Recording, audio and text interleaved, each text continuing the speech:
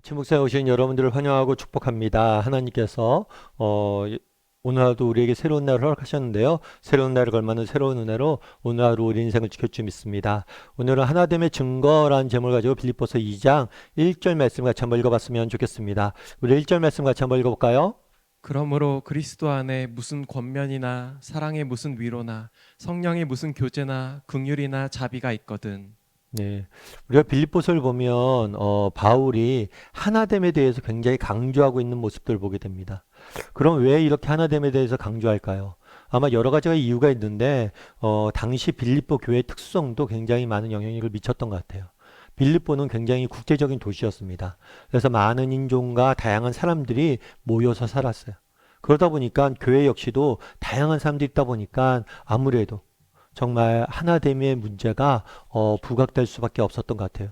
그래서 하나됨의 문제를 끊임없이 강조하고 빌립보서에서 굉장히 강조하고 있는 모습들을 보게 됩니다. 그런데 이런 하나됨은 단순히 빌립보 교회만의 문제만은 아닌 것 같아요. 정말 모든 교회가 갖고 있는 문제인 것 같죠. 왜냐하면 모든 교회에는 다양한 사람들이 모여져. 특별히 오늘날 우리 사회는 과거와 달리 한 지역에만 모여서 살고 있지 않습니다. 정말 내가 부산에 태어났다. 근데 평생 부산에만 사는 사람들은 많지 않아요. 정말 학교를 간다든가 아니면 직장을 간다든가 결혼을 한다든가 다양한 이유로 다양한 지역에 옮겨 다니고 살고 있어요. 교회도 마찬가지죠. 예전에는 한 교회를 다니면 평생 그 교회를 다니는데 그렇지 않는 것 같아요. 사는 지역을 옮겨지다 보니까 자연스럽게 교회도 여러 곳을 다니게 되는 경우들이 많은 것 같아요. 그러다 보니까 아무래도 하나됨의 문제, 하나되는 문제들이 모든 교회에서 많이 부각되는 문제겠죠. 그래서 바울은 끊임없이 하나되라고 이야기합니다. 그럼 우리가 어떻게 하면 하나 될 수 있을까요? 우리가 하나가 되었다는, 공동체가 하나 되었다는 증거, 특징은 무엇이었을까요? 바울은 오늘 본문에서 네 가지를 이야기해요. 먼저 이야기하는 게 뭐냐면 그리스도 안에서 무슨 권면이라는 단어는 뭐냐면 격려예요, 격려. 우리가 정말 그리스도 안에서 하나 되었다면 뭘 해야 돼요? 서로의 삶을 격려할 수 있어야 돼요. 격려는 뭐냐? 다른 사람의 삶을 진심으로 뭐예요? 응원하는 것. 정말 오늘날에 우리는 무한 경쟁 사회죠. 그래서 사실은 서로의 삶을 응원하기보다는 서로의 삶을 뭐예요? 경쟁적으로 바라보는 경우가 있어요. 왜냐하면 다른 사람이 잘 되는 거 결국엔 뭐예요? 비교적으로 내가 못 되고 있다는 증거기 때문에.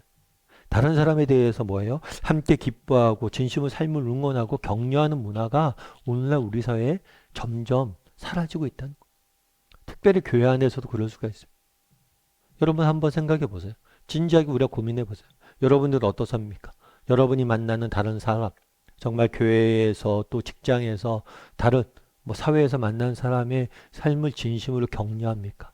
진심으로 응원합니까? 정말 우리가 그리스도인이라면 그럴 수 있었으면 좋겠어요. 정말 다른 사람의 삶을 진심으로 응원하고 그 사람의 잘됨을 내가 함께 기뻐하고 정말 진심으로 할 수 있는 그런 사람이 되었으면 좋겠다는 생각이 있습니다. 그래서 정말 바울은 뭐라고 얘기해요? 너희가 서로 격려하라는 거예요. 그 다음 또 뭐라고 이야기하냐면 위로하라라고 이야기합니다. 우리가 그리스도인으로서 하나 되었다는 증거 중에 하나는 뭐냐면 우리 사이에 격려가 있어야 돼요. 서로의 삶을 진심으로 응원해야 됩니다. 그리고 또 한 가지는 뭐냐면 위로가 있어야 돼요. 위로가. 어, 울어야 삽니다라는 책이 있어요. 이 책은 암 대체 의학자가 쓴 책이에요. 암을 고치기 위해서 노력하는 분이 쓴 책인데 이분이 이 책을 쓰면서 그런 얘기를 해요. 정말 암을 고치는 데 있어서 웃음 치료가 굉장히 효과가 있다고 그래요. 그래서 밝고 건강하고 웃고 즐겁게 지내면 암세포가 줄어든다는 거죠. 그런데 이 웃음 치료 못지않게 눈물 치료도 효과가 있다는 거예요. 그래서 정말 진심으로 많이 울고 그런 사람들은 오히려 정말 암을 더 잘 이겨낸다. 눈물의 치유 효과가 있다는 거예요. 그러면서 이 사람이 하는 얘기가 뭐냐면 그런데 안타깝게도 오늘날에는 사람들이 울어야 될 때 울지 못한다는 거예요. 그럼 왜 울지 못할까요? 친구가 없기 때문이란 거예요. 함께 울 사람이 없기 때문이란 거예요. 결국 우는 거 위로란 뭐냐? 함께 뭐예요? 눈물 흘릴 줄 아는 거. 그래서 정말 우리가 그리스도인이라면 뭘 할 수 있어야 돼요? 다른 사람의 삶을 진심으로 응원할 수 있어야 돼요. 그리고 정말 슬픔 중에 있는 사람과 뭐예요? 함께 위로할 수 있어야 된다. 그리고 세 번째 특징이 뭐냐면 교제에 대해서 이야기. 교제.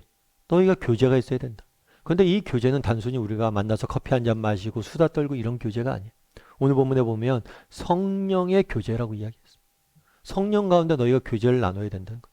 그럼 성령 가운데 교제 나누는 게 뭘까요? 뭐 여러 가지 설명할 수 있는데 가장 중요한 요소 중에 하나는 교제 요소 중에 하나는 뭐냐면 기도가 아닐까 싶어요. 정말 우리가 기도의 끈으로 하나가 되어야 돼. 정말 다르게 말하면 내가 그리스도인이라면 우리가 하나 됐다는 증거는 뭐냐? 내가 그리스도인이라면 다른 사람을 위해서 기도할 수 있어야 돼. 여러분 한번 여러분의 기도 생활을 돌아보세요. 정말 여러분 내가 오늘 기도하는데 이 기도가 정말 나와 정말 내 앞날을 위한 기도만 하고 있는가?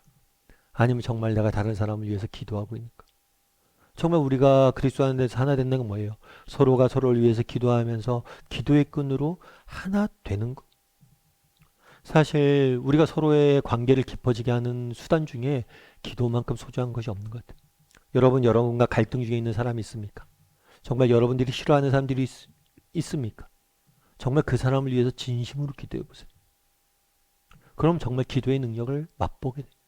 정말 누군가를 진심으로 기도할 수 있다면, 누군가를 위해서 기도할 수 있다면 그 사람을 이해할 수 있고 그 사람을 받아줄 수 있고 우리는 하나 될 수 있는 것.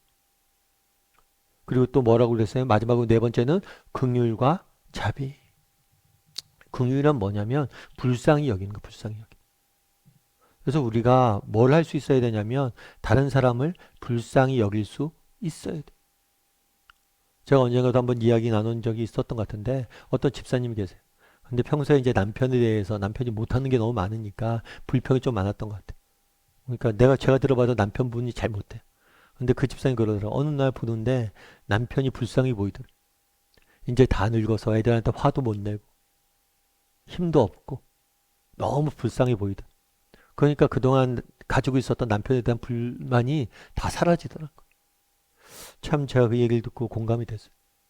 여러분 우리 사이의 관계를 풍요롭게 하는 방법 중에 하나는 뭐냐면 불쌍히 여기는. 정말 그 사람을 불쌍히 여겨보세요. 막 이상하게 행동하는 사람 있잖아요. 그럼 불쌍하잖아요. 그런 사람들도. 얼마나 인정받고 싶으면 저럴까. 얼마나 자기 잘난 것을 저렇게 잘난 척하는 사람도 마찬가지거든요. 막 잘난 척하고 뭐 이것저것 말하고 다니고 그런 사람들 다 뭐예요? 내면이 허해서 그래. 정말 자존감이 낮아서 그래. 그래서 정말 그런 것도 불쌍히 여기잖아요. 그럼 다 이해가 되는 거예요. 그래서 오늘 정말 바울은 뭐라고 얘기합니까? 너희 안에 이런 것이 있거든, 있어야 된다는 거예요. 우리가 하나 된다면, 되어야 된다면 있어야 된다는 거예요. 뭐가 있어야 돼요? 권면과 위로와 교제와 자비가. 나는 그래서 우리가 한번 점검해 봤으면 좋겠어. 나는 정말 다른 사람의 삶을 진심으로 응원하는지, 그리고 함께 그와 눈물을 흘릴 수 있는 사람인지, 그리고 또 다른 사람을 위해서 기도하는 사람인지, 또 다른 사람을 내가 불쌍히 여긴 줄 아는 사람인지. 그래서 오늘은 또 하루 살아가잖아요. 정말 이것들을 한번 실천해 봤으면 좋겠어요. 삶 가운데 여러 사람을 만났는데 그 사람의 진심을 격려하고 때로는 함께 울기도 하고 때로는 그 사람을 위해 진심으로 기도하기도 하고 그리고 그 영혼을 그 인생을 불쌍히 여길 줄 아는 눈을 가진 사람이 되었으면 좋겠어요. 그랬을 때 정말 우리는 그리스도인으로서 정말 복음에 합당하게 살아가는 사람들이 될 겁니다.